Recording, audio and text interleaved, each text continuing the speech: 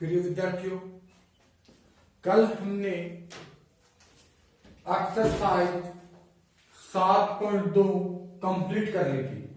आज हम एक्सरसाइज 7.3 से स्टार्ट करते हैं। तो 7.3 के लिए देखना क्या है, त्रिभुज का क्षेत्रफल।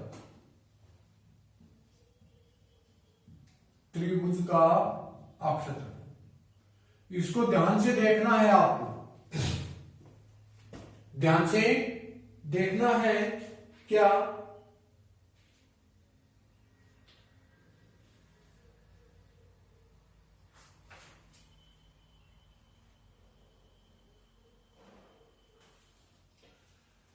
त्रिभुज का क्षेत्रफल, क्या पहली बात, जब आपको आधार और ऊंचाई दे रखी है, जब आधार और ऊंचाई दी गई है, तब त्रिभुज का क्षेत्रफल क्या होगा, 1/2 गुना आधार गुना ऊंचाई। तब तो आपके पास में ये हो जाएगा।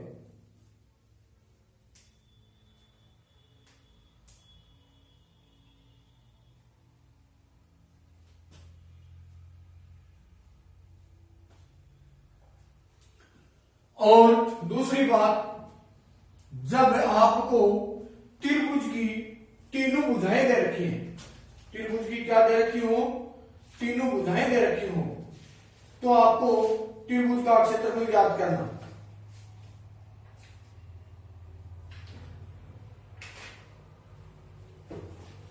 त्रिभुज की तीनों भुजाएं दे रखी हो तो त्रिभुज का क्षेत्रफल याद करना। जब त्रिभुज की तीनों भुजाएं दे रखी हैं, तब त्रिभुज का क्षेत्रफल, ये आपने कक्षा 9 में पढ़ लिया था। क्या होता है, √S S minus A S minus B S minus C. S क्या होता था, अर्ध परिमाप, अर्ध परिमाप, क्या a प्लस बी प्लस सी बटा 2। ये दो सूत्र तो ये हो गए। तीसरा फॉर्मूला क्या है, जब त्रिभुज के तीनों शीर्ष दे रखे हैं, तीसरा फॉर्मूला है, जब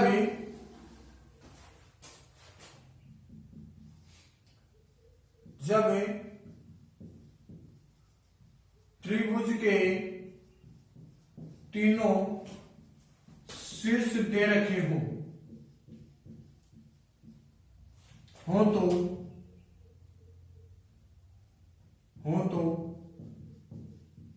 त्रिभुज का क्षेत्रफल, क्या ध्यान देना, तीनों शीर्ष इस प्रकार से दिए हुए मिलेंगे, ए बी सी। ये x1 y1 मान लो, x2 y2 और x3 y3।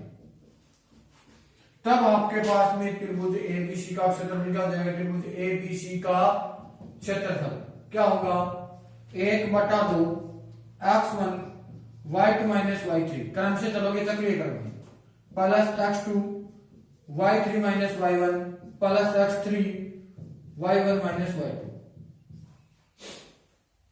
देखना कैसे, ये y1 ये y2 ये y3 ऐसे। तो देखो x1 x2 और x3 तो आएंगे बाहर, x1 x2 x3 तो आएंगे बाहर, 1 आया तो ये 1 इसका देखो, ये 1 के आगे क्या आएगा, 2 और 3, तो y2 माइनस y3 कर दो। x2 बाहर आ गया तो 2 से आगे क्या आएगा, 3, y3 माइनस y1 कर दो। x3 बाहर आ गया, 3 के आगे क्या है, y1 माइनस y2 कर दो। ठीक हो गया, याद रखने का तरीका। तो यह त्रिभुज का क्षेत्रफल याद करना। इसके बाद में आपके पास में आता है क्या, सेरेक होने की कंडीशन।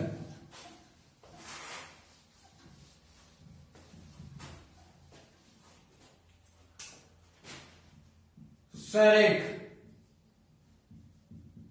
होने के लिए क्या बात याद रखनी है? मैंने वैसे आपको लिखवा रखी है दो बात, तो तीनों ही लिखा रखी है मेरे ख्याल से। क्या सरेख होने के लिए भुजाएं निश्चित अनुपात में होनी चाहिए, पहला तो ये लिखा रखा है। दूसरी बात, दो भुजाओं का योग तीसरी के बराबर होना चाहिए। और तीसरी बात क्या होनी चाहिए? सरेख होने के लिए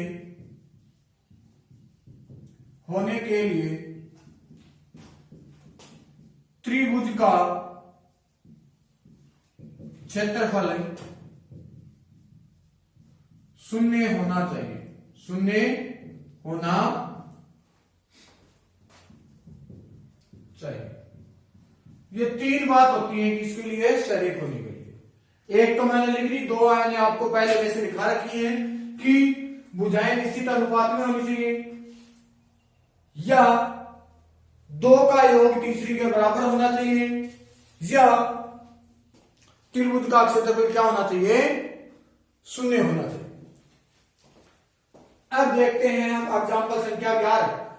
क्या देखते हैं? एग्जाम्पल संख्या 11। देखो एग्जाम्पल नंबर 11 क्या कहता है कि उस त्रिभुज का क्षेत्रफल ज्ञात कीजिए जिसके शीर्ष से, त्रिभुज का क्षेत्रफल बता रखा है, शीर्ष दे रखा है 1 -1, बी का मान -4 6 और सी का मान -3 और -5। इस त्रिभुज का क्या पूछा है? क्षेत्रफल पूछा है। तो देखो वैसे चित्र बनाने की आवश्यकता नहीं है, अगर आप बनाना चाहते हो तो बना सकते हो। ये ए, ये बी, ये सी। ए के पॉइंट क्या हो गए? 1 -1, बी के पॉइंट हो गए -4 6 और सी के पॉइंट हो गए -3 -5। ये x1 y1, ये x2 y2, ये x3 y3 हो गया। ध्यान दोगे त्रिभुज का आपको क्षेत्रफल निकालना है तो क्या लिखोगे? त्रिभुजी ABC का क्षेत्रफल बराबर 1/2 x1 y2 - y3 plus x2 y3 - y1 plus x3 y1 - y2। ठीक हो गई यहां तक बात? फिर आपने लिखा 1/2 x1 का मान कितना हुआ? 1, y2 कितना है? 6 माइनस y3 कितना है? -5। ध्यान देना, 1 माइनस तो ये हो गया और 1 माइनस ये हो गया, कितना हो जाएगा? +5 प्लस x2 का मान -4, y3 का मान है -5 माइनस y1 माइनस का 1, माइनस प्लस का 1 कर देता हूं, प्लस x3 का मान -5 3 इंटू y1 -1 माइनस y2 कितना हुआ? 6। तो आपने लिखा 1/2 1 गुणा 6 5 11 प्लस और माइनस -4 गुणा -4 प्लस और माइनस -3 गुणा -7। तो 1/2 ये हो गया 11, माइनस गुणा माइनस प्लस के 16, माइनस गुणा माइनस प्लस 7 के 21। तो आपने लिखा 1/2 गुणा जोड़ दो इन सभी को, 6 7 रह गई 8, 2 3 रह गए 4 48। इसके एक बार ये कितना बार हो गया? कट गया 24 बार। तो उत्तर आ गया 24 वर्ग इकाई। कितना उत्तर हुआ? 24 वर्ग इकाई। तो ये आपका एग्जाम्पल संख्या 11 कंप्लीट हो गया। सिर्फ भी मान रखने हैं देख देख करके, याद रख लेना। देखो ए पहले है, ए वाले को x1 y1 लिख दो, बी बाद में है, बी वाले को x2 y2 लिख दो, सी तीसरे नंबर पे है, x3 और y3 रख दो, फिर इसमें मान रख दो। बस इतना ही काम करना है। अब देखना क्वेश्चन संख्या 12, एग्जाम्पल नंबर 12। 12 के एग्जाम्पल में क्या कहता है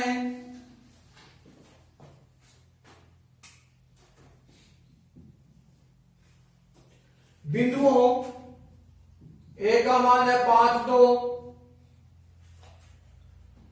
बी का मान है 4 और 7, सी है 7 - 4 से बनने वाले त्रिभुज एबीसी का क्षेत्रफल निकालना है। त्रिभुज एबीसी का क्षेत्रफल ज्ञात करना है, यह पूछा।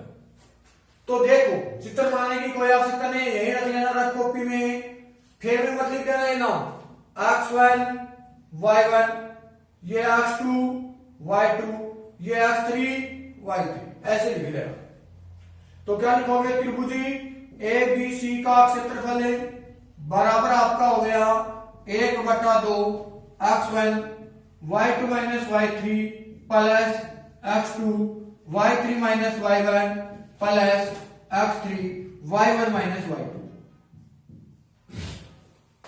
तो 1/2 तो ये लिख दिया, x1 का मान हो गया 5, y2 7 माइनस y3 माइनस का 4 प्लस 4 कर देता हूं, प्लस x2 का मान हो गया 4, y3 -4 माइनस y1 हो गया 2, प्लस x3 का मान 7, y1 2 माइनस y2 7।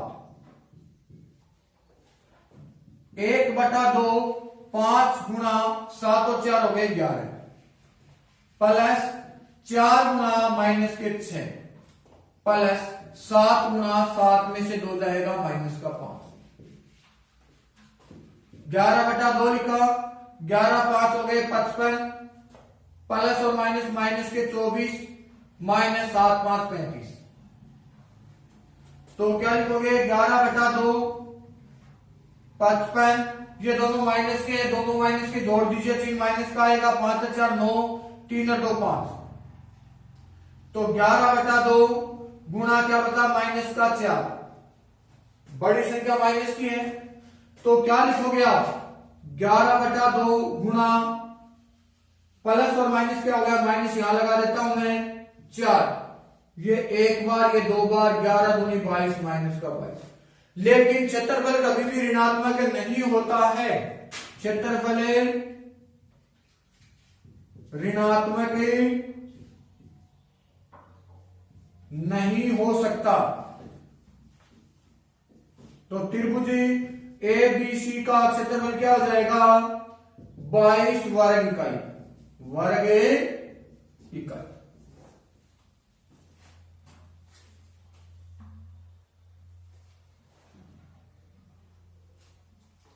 सॉरी 1/2, 11 नहीं है, 1/2 है, गलती से लिख दिया, 1/2 1/2, तो यह आएगा माइनस का 2 और क्या आ जाएगा, उत्तर 2। याद क्या रखना है, क्षेत्रफल ऋणात्मक नहीं होता है, इसलिए उसको आप प्लस करके लिख देना कि क्षेत्रफल कभी भी ऋणात्मक नहीं होता है। अतः त्रिभुज का क्षेत्रफल कितना आ जाएगा, 2 वर्ग इकाई। कितना, 2 वर्ग इकाई। अब देखना क्वेश्चन संख्या 13, क्वेश्चन संख्या 13।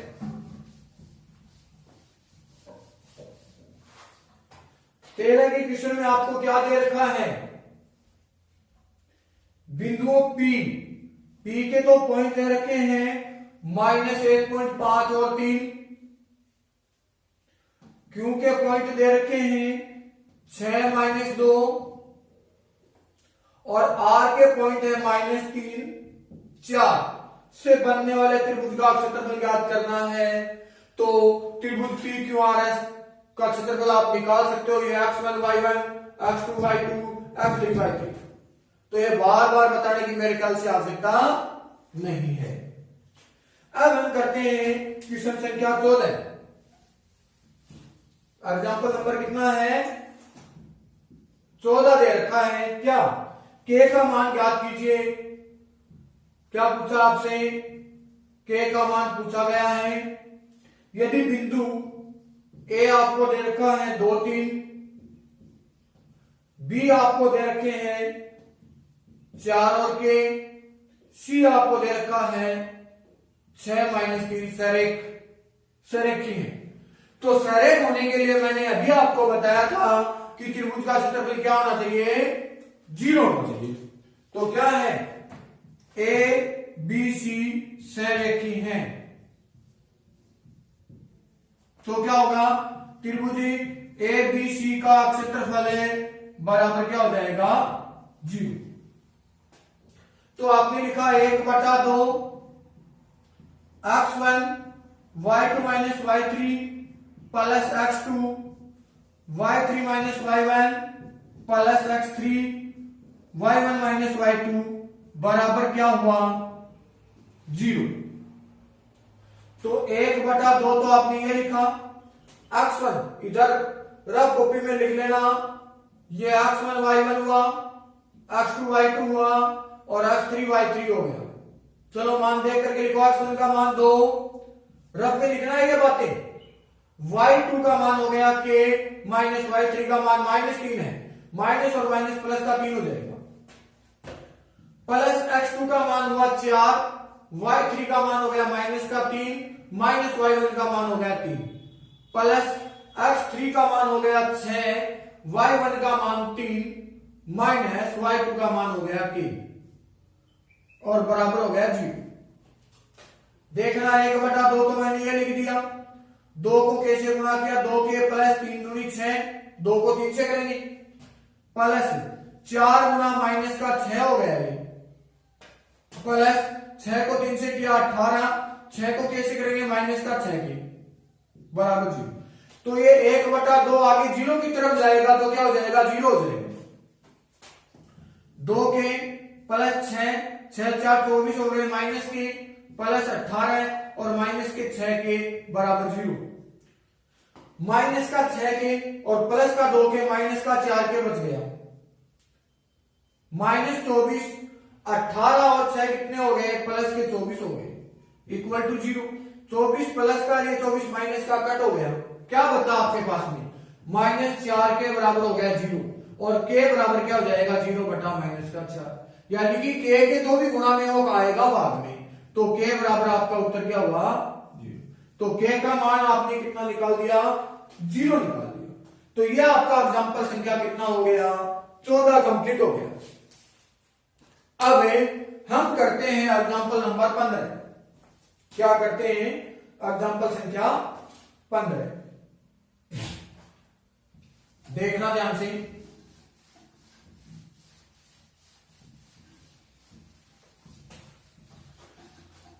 एग्जांपल संख्या 15 में क्या कहता है, यदि a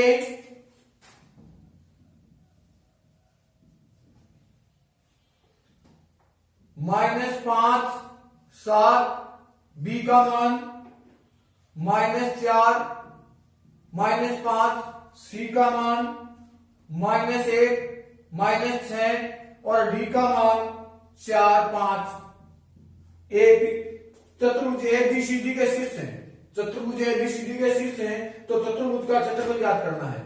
चतुर्भुज ABCD का क्षेत्रफल आपको ज्ञात करना है, ये क्वेश्चन है।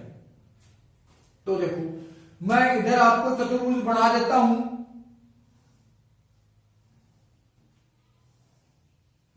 A B C और ये D। A के पॉइंट हो गए -5 7, B के पॉइंट -4 -5 और C के पॉइंट हो गए -1 -6 और D के हो गए 4 और 5। तो देखो ऐसे तो कोई हमारे पास चतुर्भुज का सूत्र नहीं होता है। आप क्या करो, या तो विकर्ण BD को मिला दो या विकर्ण AC को मिला दो। चलो मैं विकर्ण AC को मिला देता हूं। अब आप क्या करोगे, पहले त्रिभुज ABC का क्षेत्रफल निकाल लो, फिर त्रिभुज ABC का क्षेत्रफल निकाल लो, दोनों त्रिभुजों को जोड़ दो, ABCD चतुर्भुज बन जाएगा। तो पहले आप क्या निकालोगे, त्रिभुज ABC के लिए, ठीक है, या सीधा लिख दो त्रिभुज ABC का क्षेत्रफल क्या हो जाएगा 1/2 x1 y2 minus y3 plus x2 y3 minus y1 plus x3 y1 minus y2, ये तो हो गया। और रफ कॉपी के लिए अलग से यहां लिख लेना x1 y1 a का, b का x2 y2 और c का x3 y3 हो गया, इस प्रकार से लिख लेना। तो 1/2 तो ये लिखा, x1 का मान माइनस का 5, y2 का मान -5 माइनस y3 माइनस का 6 है, y3 कितना है -6, एक माइनस ये रहा, एक माइनस ये रहा, प्लस कर दो यानी कि चिन्ह तोड़ दो, प्लस का क्या हुआ से प्लस x2 का मान माइनस का 4 दे रखा है, y3 देखना कितना है -6 माइनस y1 कितना है 7 प्लस x3 का मान -1 y1 7 माइनस y2 कितना -5 माइनस और माइनस ये हो गया +5। 1/2 तो मैंने ये लिखा -5 गुणा 6 में से 5 जाएगा 1 प्लस और माइनस -4 गुणा -7 और 6 13 प्लस और -1 गुणा 7 और 5 12 1/2 -5 प्लस 13 4 52 -12 तो 1/2 52 -17 तो 1/2 गुणा 17 में 52 में से 17 कम कर दो 7 और 5 12 2 3 तो उत्तर हुआ 35/2 वर्ग इकाई, वर्ग इकाई।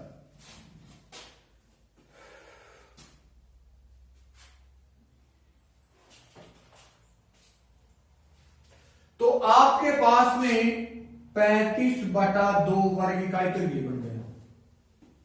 अब हम निकालेंगे त्रिभुज किसका, ए सी डी का क्षेत्रफल निकालेंगे। सूत्र तो वही रहेगा 1/2 x1 y2 minus y3 plus x2 y3 minus y1 plus x3 y1 minus y2। तो ध्यान देना आपने क्या किया, अब की बार ए सी डी ले रहे हो तो ए ठीक है, सी दूसरे नंबर पे है, इसमें यहां 2 बन जाएगा, ये 2 बन जाएगा, डी तीसरे नंबर पे x3 और y3 बन गया। ठीक हो गई बात। चलो रखो त्रिभुजी ए सी डी का क्षेत्रफल बराबर आपने क्या लिखा 1/2 x1 का मान है -5 y2 का मान -6 माइनस y3 का मान 5 प्लस x2 का मान -1 इंटू y3 5 माइनस y1 कितना है 7 प्लस x3 का मान, चलो यार दिखाई नहीं देगा, मैं थोड़ा सा इधर दे देता हूं, प्लस x3 का मान हो गया 4 इंटू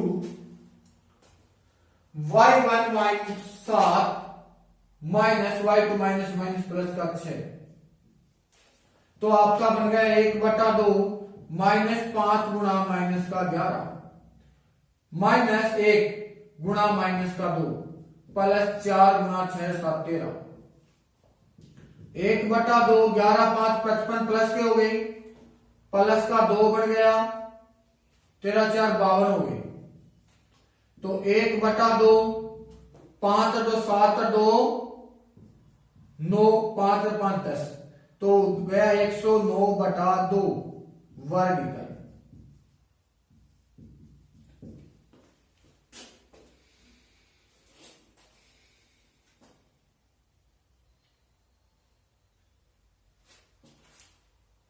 यहां तक ठीक हो गया।